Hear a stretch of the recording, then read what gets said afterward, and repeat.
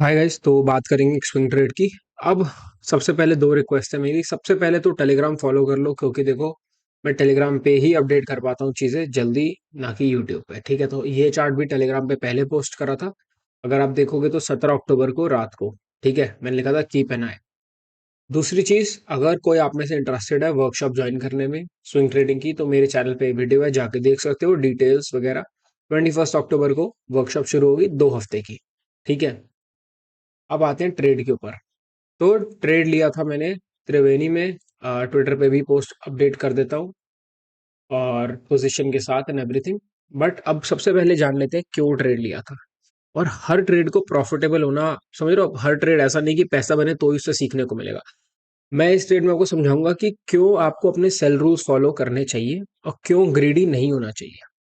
अब देखो, अगर हम आते हैं तो मैंने सुबह सुबह बिल्कुल 9:49 में पोस्ट करा, बट मैंने पोजीशन 9:15 पर ही सुबह सुबह बाय कर ली थी। अब आप कहोगे ब्रेकआउट भी नहीं आया, आपने बाय क्यों करी?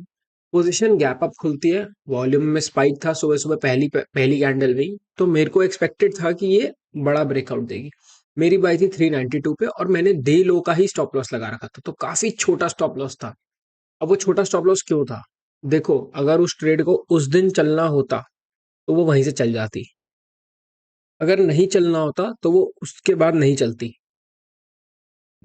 गैप अप खुल रही है, स्ट्रेंथ के साथ है, स्ट्रेंथ कंटिन्यू होनी चाहिए। वीकनेस आएगी, मैं बाहर निकल जाता हूँ, मैं री एंटर कर लूंगा, दोबारा अपॉर्चुनिटी अपॉर्चुनिटी मिलेगी तो। और वैसा ही कुछ ट्रेड में हुआ। ट्रेड देखो 8-10% ऊपर जा चुका था। उसके बाद ट्रेड जब 8% प्लस था, तब मैंने अपना सेल रूल फॉलो करा। मेरा सेल रूल है कि जब भी ट्रेड 3 या 4 times of my risk they देता है। 3-4 टाइम्स ऑफ माई रिस्क मतलब 5,000 का रिस्क था। ठीक है, स्क्रीनशॉट के आसपास ही कहीं देखो, 413 पर ही वो मेरे को 20,000 रुपए दे रहा था। तो मेरे को 4 गुना अपने रिस्क का पहले ही मिल रहा था। तो मैंने क्या करा, 30% ऑफ माई पोजीशन बेच दी। अब 30% कितनी हुई? अगर आप देखोगे 1,000 नेट बाई थी। ठीक है, 300 बुक करे, कितने पॉइंट्स? लगभग लगभग 20 पॉइंट्स। राइट, तो कितने बुक हो गए इसमें से? 6,000 रुपीज। 6,000। तो मतलब मैंने अपना जितना टोटल रिस्क था ट्रेड के ऊपर, 5,000 का रिस्क था, उतना ऑलमोस्ट बुक कर लिया फ्री। अब ये ट्रेड क्या है मेरे लिए? फ्री। अब इसका स्टॉप लॉस अगर मैं 390 88 कंसिडर करके चलूंगा तो भी ये ट्रेड फ्री है। लेकिन मेरे लिए अब इसका स्टॉप लॉस 392 है। अब आपका क्वेश्चन होगा कि ऐसा क्यों? देखो, एक चीज 8% ऊपर जा चुकी है। ठीक है, उसमें वॉल्यूम भी है, अच्छी अपॉर्चुनिटी, उसके बाद उस ट्रेड का घूम के वापसी आना इज थोड़ा सा अजीब कि यार ऐसा क्यों हो रहा है। प्लस ये था पहला रीजन। दूसरा रीजन क्या होता है? मार्केट सिनेरियो क्या चल रहा है? मार्केट सिनेरियो है, मार्केट है चॉपी। मार्केट अभी कंफ्यूज है। ओवरऑल मार्केट में स्ट्रेंथ नहीं आ रही। तो अगर ओवरऑल मार्केट वीक रहेगी तो हो सकता है ये स्टॉक यहाँ से इसके आसपास चलता रहा 1-2 हफ्ते। अब 1-2 हफ्ते से अच्छा, अटकने से अच्छा है कि मैं 392 पे सेल कर दूं, और मेरा 6,000 का प्रॉफिट होकर क्लोज हो जाएगा।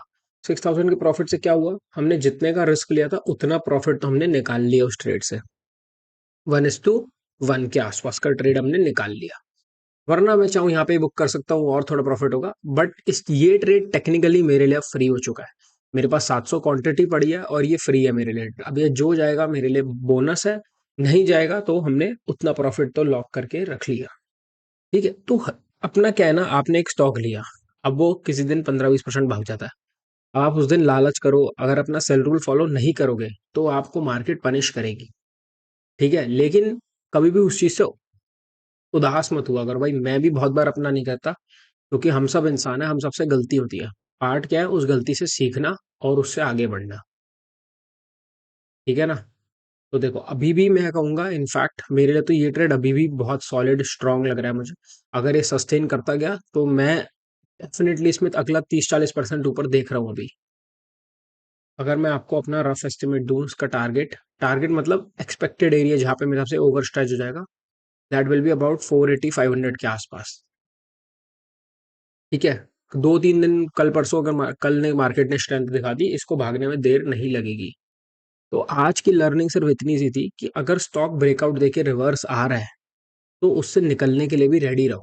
ठीक है, हर चीज से इतना अटैच मत हो जाओ कि मैं तो एसएल पर ही निकलूंगा। कभी कभार छोड़ भी देना चाहिए कॉस्ट पे भी। पैसा बचा, अपनी जेब का बचा। ठीक है, बाकी वर्कशॉप ज्वाइन करनी हो तो आप कर सकते हो। Thank you.